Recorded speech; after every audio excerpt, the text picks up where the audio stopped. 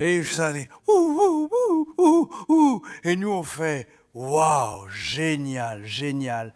Mais on savait qu'il était faux. Jimi Hendrix n'était pas qu'un guitariste. Il a révolutionné la perception mondiale de la guitare électrique. Il a élargi les horizons de beaucoup de gens comme moi, en nous poussant à penser au-delà des nationalités, des drapeaux et des régions. Il faut juste réfléchir profondément et avec le cœur. Sa créativité, sa technique inégalée et son approche audacieuse ont transformé de simples notes en quelque chose de puissant et d'inoubliable. Il incarne la guitare électrique rock'n'roll. Il était quelqu'un qui a créé sa propre identité. Et elle est aussi forte aujourd'hui qu'elle l'était lorsqu'il est apparu sur la scène en 1966. Hendrix ne se contentait pas de jouer de la guitare, il la faisait vivre. Ce qui le rendait unique était sa capacité à créer des sons impossibles. Je m'en fiche, peu importe ce qu'ils disent. Ouais. Tu sais, parce que tout ça en fait partie, mec. Quand j'ai envie de jouer avec mes dents, je le fais parce que j'en ai envie, tu vois. Son utilisation de la distorsion, du feedback et des effets est devenue un nouveau langage pour les guitaristes du monde entier, inspirant des générations de musiciens à expérimenter et à repousser les limites. Il jouait des accords rugueux avec un son saturé. Et quand il partait en solo, je veux dire, il te faisait littéralement exploser la tête. Des mélodies émouvantes aux solos explosifs, Hendrix avait une capacité rare à combiner la technique et l'expression pure. Il aurait pu être là-haut tout seul, vous savez, il n'avait vraiment besoin de personne d'autre. Il pouvait jouer seul et le faire parfaitement. Chaque performance dégageait une énergie et une créativité qui le distinguaient de tous les autres. Son influence se fait encore entendre dans le rock, le blues et d'innombrables autres genres. Il peut parler de musique maintenant. Au lieu d'être une force inébranlable, je peux vraiment en tirer de l'inspiration. Était une grande source d'inspiration. Beaucoup des plus grands guitaristes du monde ont salué son innovation et reconnu l'impact qu'il a eu sur la musique moderne. Jimi Hendrix représente l'idée que la musique n'a pas de limite. Il a montré qu'un instrument pouvait devenir plus qu'un simple outil. Il pouvait devenir une voix. Il était tout simplement incroyable. Je te dirais, il était tout simplement incroyable. Il m'a complètement époustouflé. Des décennies plus tard, son nom reste un symbole de créativité, d'originalité et de grandeur musicale. Voyons ce que pensent les autres de Jimi Hendrix. Jimi était calme quand je l'ai rencontré. Quand je l'ai vu, il ne buvait pas. Il ne buvait pas, ne fumait pas, rien du tout. Et moi, je ne buvais pas beaucoup à cette époque. Alors on va dans la loge et on s'assoit simplement là. Vous savez, il y avait 2 tabourets. Finalement, il dit « Bébé, je t'écoute depuis un moment. » Et je me suis dit « Vraiment ?» Jimi et moi partageons un appart, on s'est fait virer. Il m'a donné son chien. C'était vraiment un homme adorable. Il s'asseyait juste sur le lit, complètement défoncé.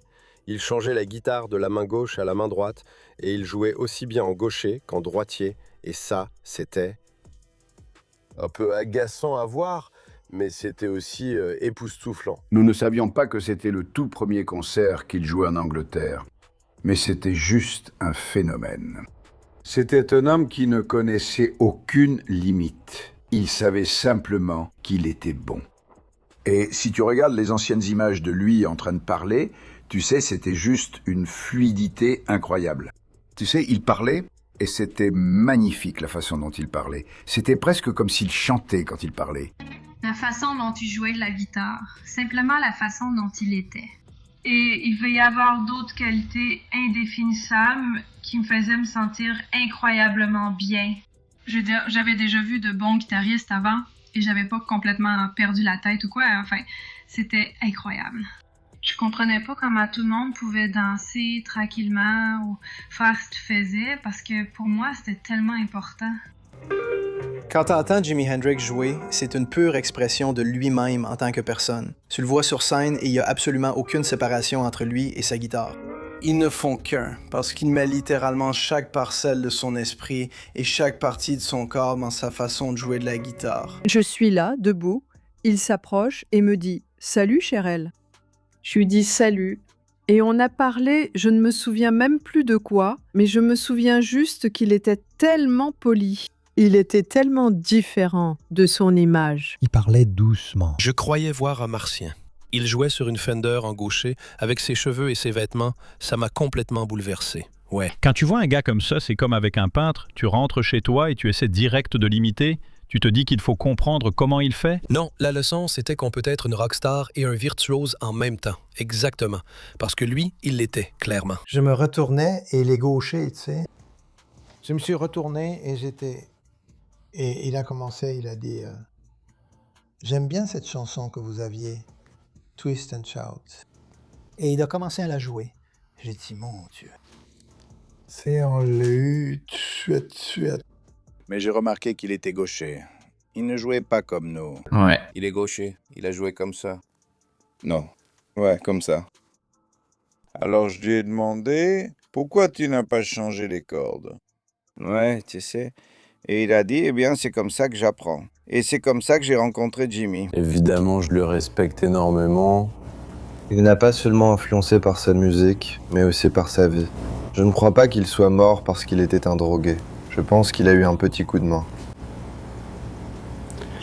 Parce qu'il a effrayé trop de gens. Et il a compté le tempo, il a commencé à jouer. Et tout le monde a fait une sorte de « Mon Dieu, on n'en croyait pas nos yeux ». J'étais là, waouh. La plupart de nos guitaristes, on pouvait encore entendre les gens dont ils s'étaient inspirés, comme B.B. King, Freddie King. Jimi Hendrix, mec, je n'avais jamais entendu jouer ainsi. C'était unique. Un soir, j'y suis allé et c'était bondé de monde. Tous les Beatles et tous les Stones étaient là. Et c'était un peu inhabituel.